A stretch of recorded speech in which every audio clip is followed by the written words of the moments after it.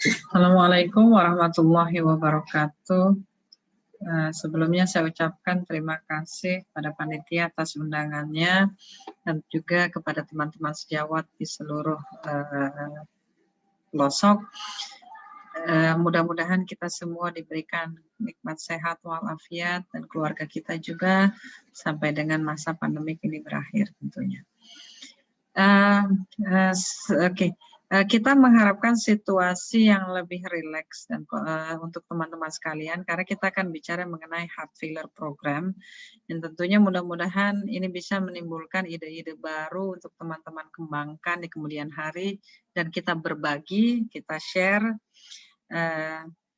bagaimana untuk memperbaiki sebagai kualitas pelayanan untuk pasien-pasien gagal jantung kita di tengah keterbatasan yang kita miliki. Jadi kita tidak memiliki ventricular assist device, kita tidak memiliki heart transplant, dan tentunya beberapa akses terhadap advanced device seperti CRT dan ICD pun kadang susah untuk kita dapatkan. Nah, baik.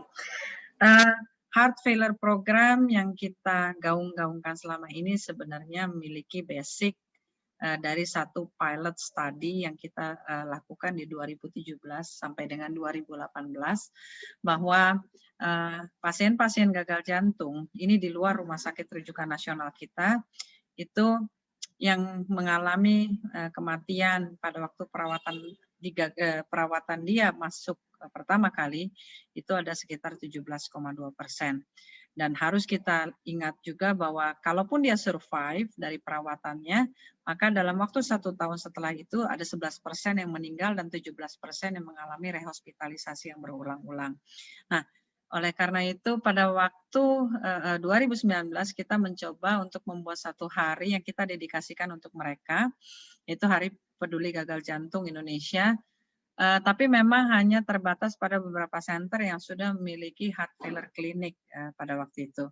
Dan teman-teman boleh untuk melakukan edukasi ini dan mendownload materi saintifik baik itu untuk teman-teman sekalian ataupun untuk pasien di website inahfkarmed.org dan bisa digunakan untuk sebanyak-banyaknya kemaslahatan pasien teman-teman sekalian.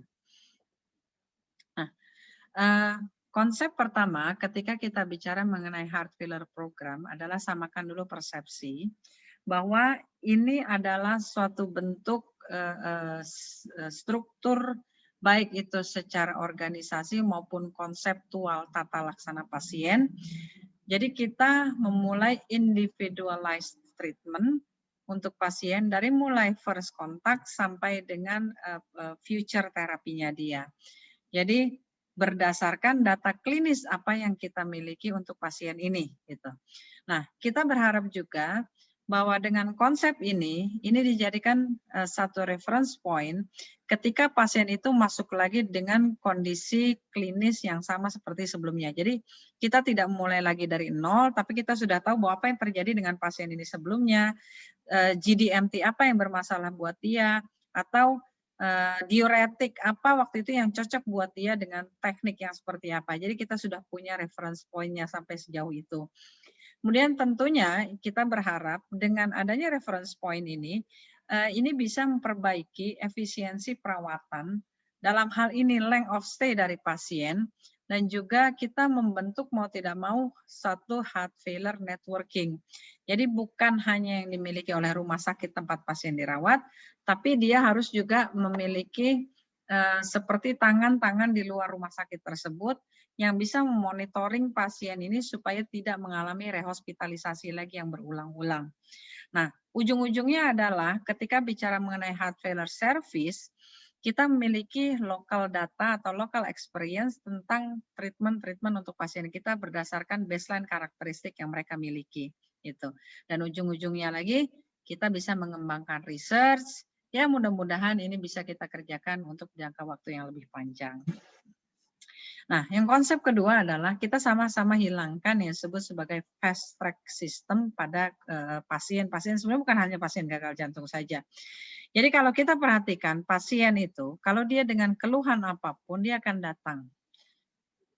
Oke, ke physician-nya, kemudian kita lakukan serangkaian diagnostik tool, Dan kita lakukan pemberian obat, kemudian dia ke apotek ngambil obat, pulang, minum, lebih enak kondisinya, dihentikan obatnya. Dan dia tidak kontrol lagi sampai satu saat dia jatuh lagi dengan kondisi yang lebih buruk dari sebelumnya. Nah, inilah kondisi yang sebenarnya sangat tidak ideal dalam menerapkan penyakit-penyakit yang sifatnya kronik gitu ya. Jadi ada dua komponen yang sering kita lupakan, yaitu peran perawat dan peran primary physician yang sebenarnya ini lebih dekat dengan pasien dan juga dengan caregiver-nya. Karena mereka memiliki akses yang lebih luas dan waktu yang lebih panjang untuk kontak dengan pasien kita. Nah, konsep yang ketiga yang harus kita ketahui bersama bahwa pasien gagal jantung itu bukanlah miliknya seorang heart failure saja, seorang kardiologis saja, tetapi dia dimiliki juga oleh surgeon, farmasis, dietitian, kemudian ada rehabilitasi di situ, ada fisioterapi dan juga social worker. Karena sekali lagi ini penyakit yang sifatnya progresif dan perlu penanganan dalam jangka waktu yang sangat panjang. Nah, dengan berbagai permasalahan yang dia miliki, maka kita kemudian memplot dia. Misalnya di pasien dengan kriteria LBBB, dia kemungkinan besar akan membutuhkan treatment dengan device seperti CRT, maka kita persiapkan dari awal, kita lakukan komunikasi dengan elektrofisiologis misalnya, untuk kira-kira menentukan timing yang pas apa yang harus kita kerjakan untuk pasien ini dengan LBBB-nya, kemudian dengan berbagai kondisi klinis yang dia miliki. Apakah dia harus lakukan segera dengan CRT atau kita bisa menunggu dulu untuk periode waktu tertentu. Nah, selain itu, tentunya kita juga harus membentengi pasien dengan konsep edukasi yang baik. Jadi bagaimana dia melakukan self-management training dan self-monitoring ketika ada keluhan yang berhubungan dengan perburukan gagal jantungnya atau ketika ada hal yang berhubungan dengan side effect dari GDMT yang kita berikan. Baik itu dengan monitoring device, dengan smartphone, dengan diary, ataupun dengan device-device monitoring yang lain. Nah, dari sinilah kemudian 3 konsep tersebut kita memulai one dedicated clinic day khusus untuk pasien heart failure.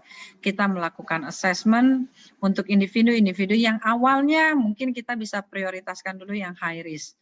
Jadi dari A sampai Z kita bicarakan di situ secara menyeluruh, kemudian kita tawarkan ketika pasien itu kembali kontrol ke kita. Dan sekali lagi ini tidak dilakukan pada waktu pertama kali saja kontak, tapi harus dilakukan secara terus-menerus, bahkan setiap kali dia kontrol kita ingatkan kembali apa yang harus kita kerjakan untuk pasien ini.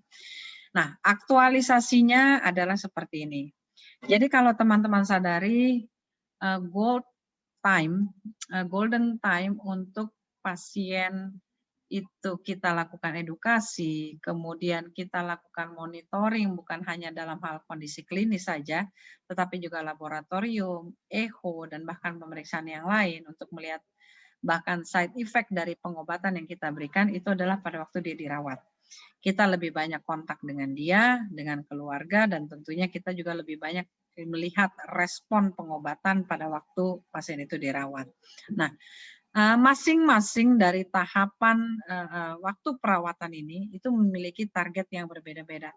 Tetapi intinya sama, bahwa setelah fase akutnya terlewati, fase kritisnya lewat, Anda harus mulai mencari etiologi, kemudian komorbid kembali untuk pasien ini, baik yang pasien masuk dengan akut de novo ataupun masuk dengan akut decompensated heart failure.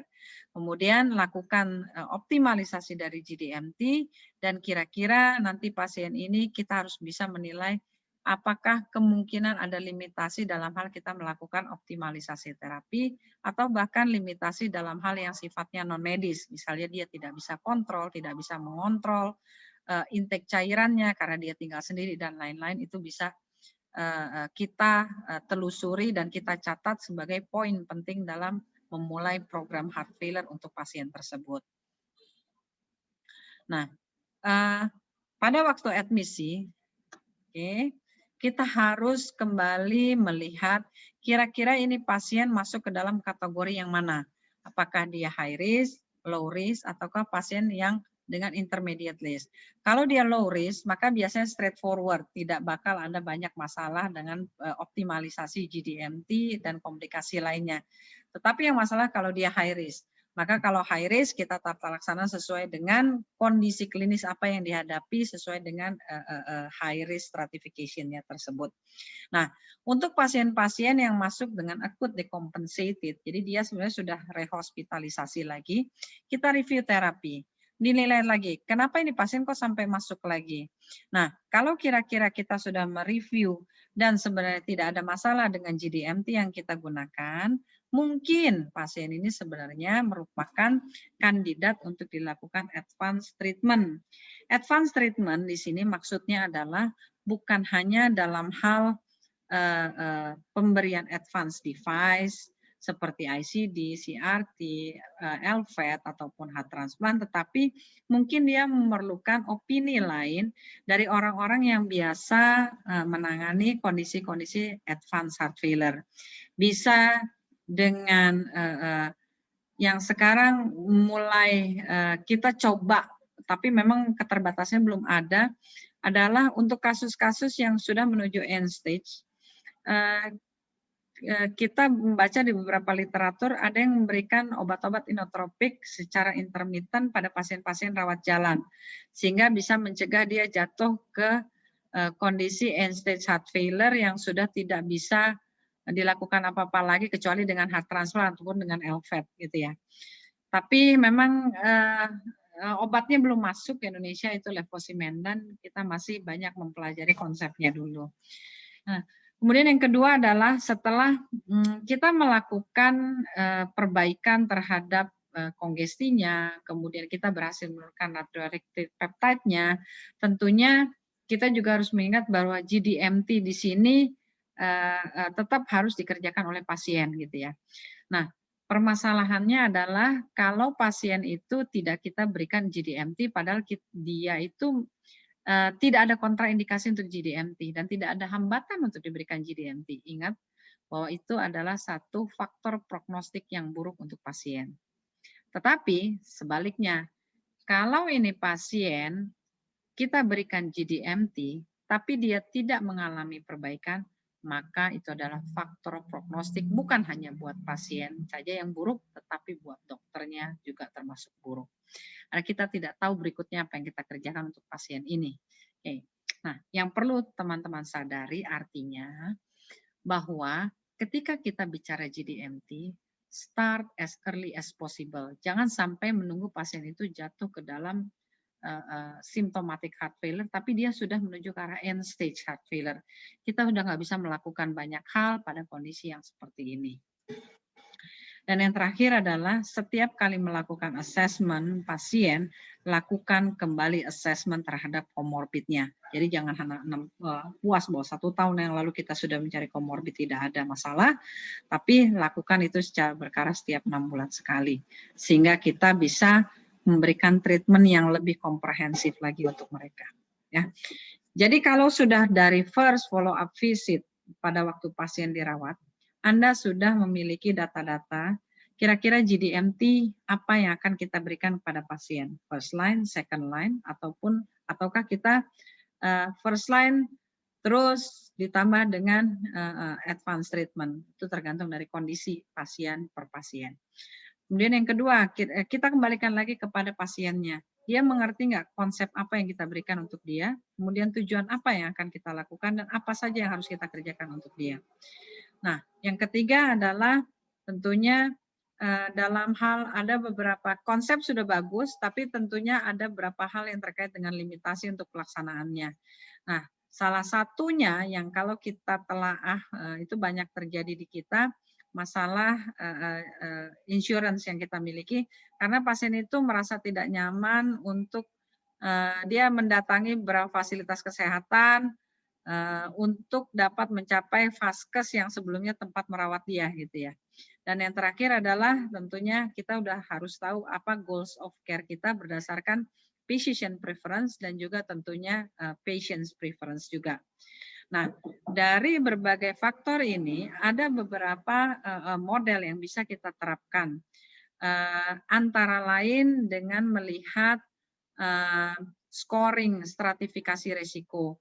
Jadi kalau dia scoringnya tinggi dalam hal mortality, mungkin kita lebih early untuk misalnya menggunakan device kalau memang indikasinya ada, atau kita tidak menunggu lagi sampai optimalisasi terapi kita sebelumnya, tapi kita sudah bisa maju dalam waktu 3 bulan untuk mengganti treatment ke treatment lini kedua. Contohnya seperti itu ya. Nah, ini adalah contoh toolsnya. Yang pertama evaluasi di emergency, ini termasuk tadi kategori pasien risk stratifikasi pada waktu dia di emergency. Kemudian yang kedua adalah mencari prediktor yang menyebabkan dia jatuh ke dalam perburukan, dan itu dicatat sebagai note utama ketika pasien ini nanti kemungkinan harus masuk lagi dengan kondisi yang sama. Nah, yang ketiga adalah dalam hal hemodynamic profile, dan yang terakhir yang ini sering kita lupakan. Jadi pada pasien-pasien dengan kategori reduced ejection fraction dengan resiko yang tinggi, itu bisa kita nilai dari pertama dari historinya. Dia biasanya usianya tua, kemudian mengalami perawatan yang berulang-ulang akibat heart failure-nya, kemudian dia memiliki comorbidities yang agak lebih kompleks dan banyak, frailty, atau pasien dengan ejection fraction yang sangat rendah, dan disertai dengan disfungsi dari right ventricle. Ini biasanya ini bermasalah dengan GDMT-nya, sehingga pasiennya kemungkinan besar bakal dirawat ulang. Kemudian NIHA fungsional kelasnya juga tidak maju-maju. Nah, ada juga kondisi lain yang secara klinis itu bisa merupakan salah satu prediktor dia kategorinya high risk.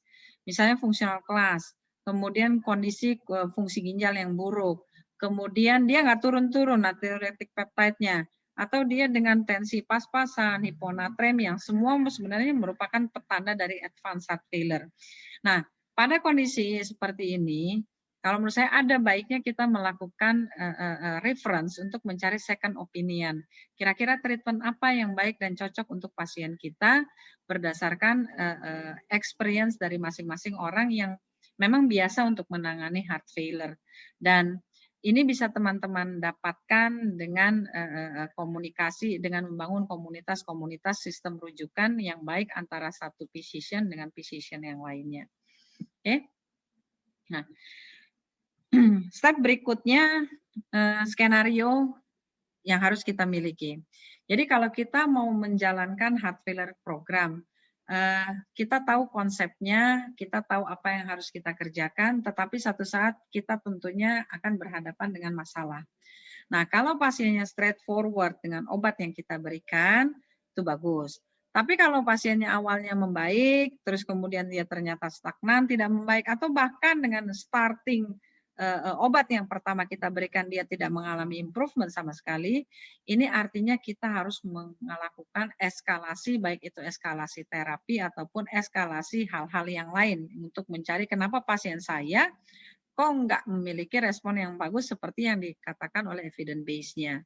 Nah, contoh saja yang pernah kita lakukan dalam hal skenario ini adalah di rumah sakit kami itu biasanya karena kita rumah sakit tipe B, kita banyak sekali menerima pasien-pasien yang memang sudah dengan kondisi udem anasarka.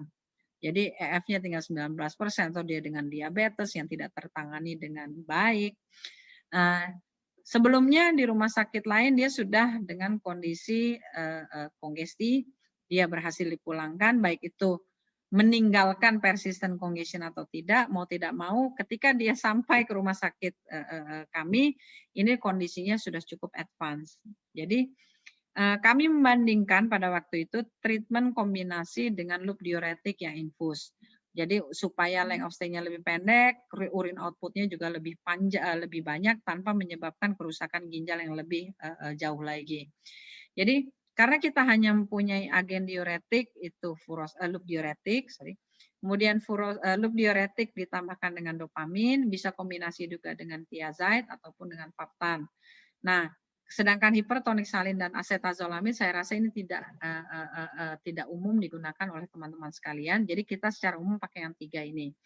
Nah, ternyata di tempat saya Kombinasi antara loop diuretik dengan dopamin itu tidak bisa kita pakai. Kenapa? Pasien saya banyak yang mengeluh takikardi, kemudian timbul aritmia, kemudian timbul tensinya naik, sehingga kita meninggalkan penggunaan furosemid dan dopamin sebagai agen kombinasi untuk menghasilkan urea output yang lebih. Nah, di satu sisi respon pasien-pasien di tempat kita, di tempat kami dengan kombinasi loop diuretik dengan thiazide atau loop diuretik dan valtan ternyata jauh lebih baik. Urin outputnya jauh lebih banyak sehingga dia relief congestionnya juga lebih cepat.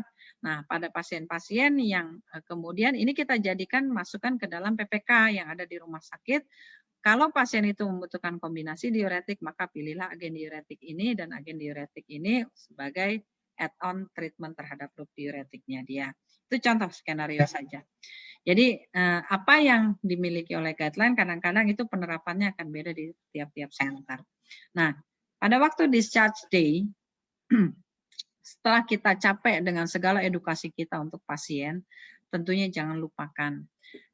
Kadang-kadang kita harus membatasi diri dengan patient preference. Ada pasien yang tidak mau dipasang device, ada pasien kemudian yang tidak mau sampai dilakukan treatment operasi. Nah, itu harus kita sadari bersama bahwa setelah beberapa kali edukasi juga tetap tidak mau, nah kita harus mengeset namanya realistic goal untuk kondisi-kondisi kelompok populasi yang seperti ini.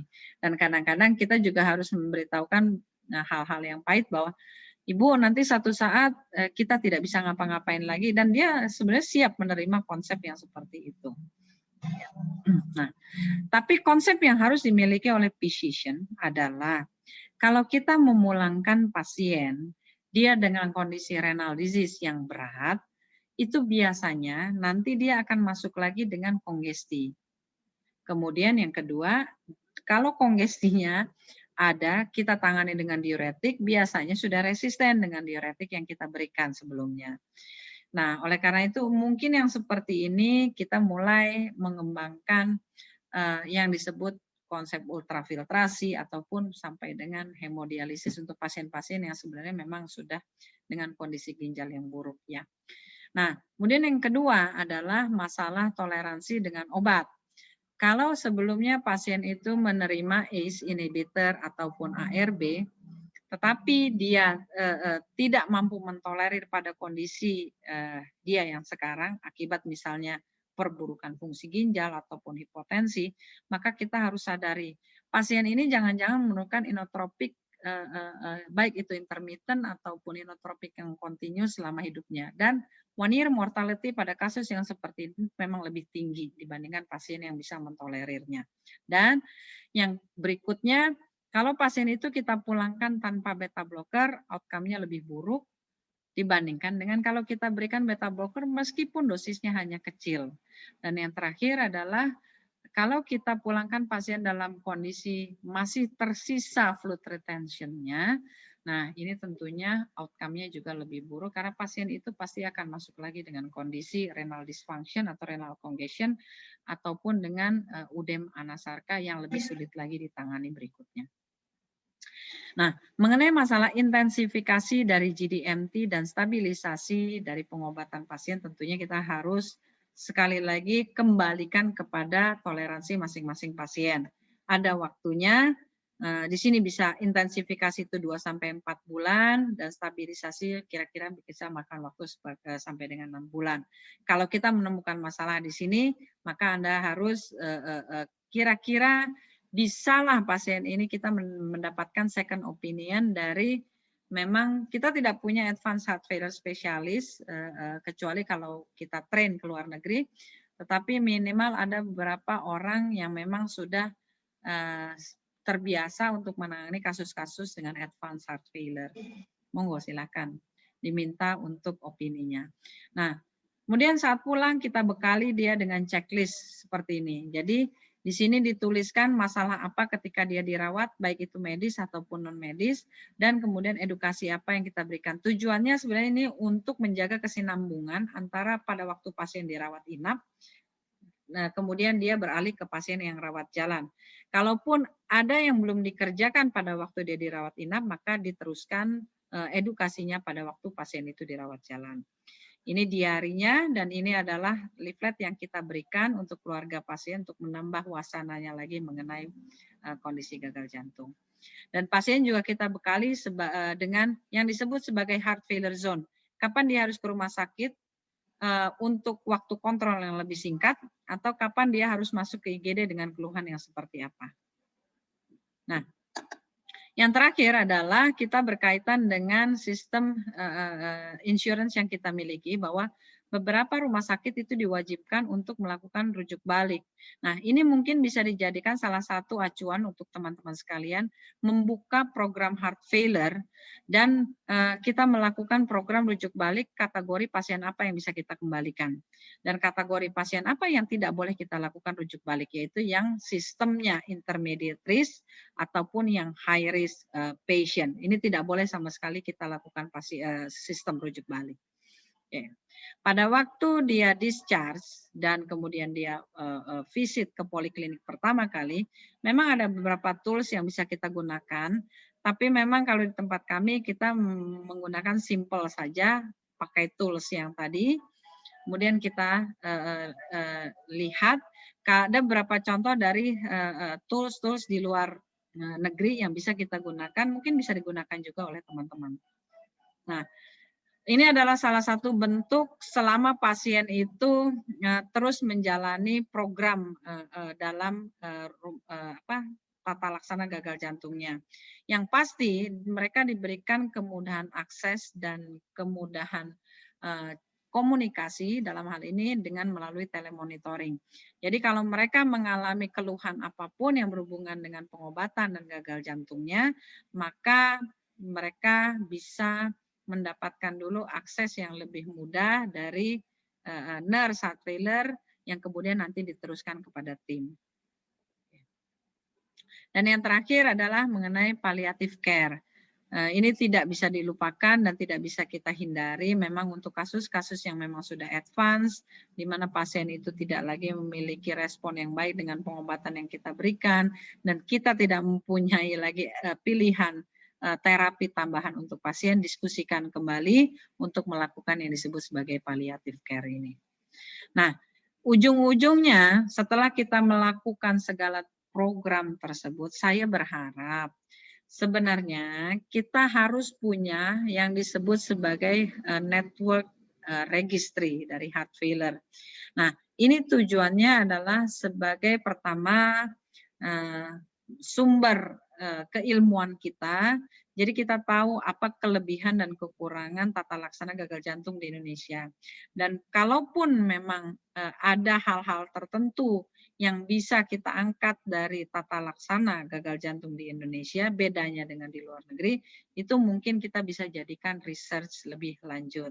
Nah, untuk kemudahan registry ini, teman-teman bisa mengadop, itu semua linknya ada di inahfkarmet.org tadi untuk monggo mendaftarkan senternya sebagai salah satu partisipan yang ikut dalam registry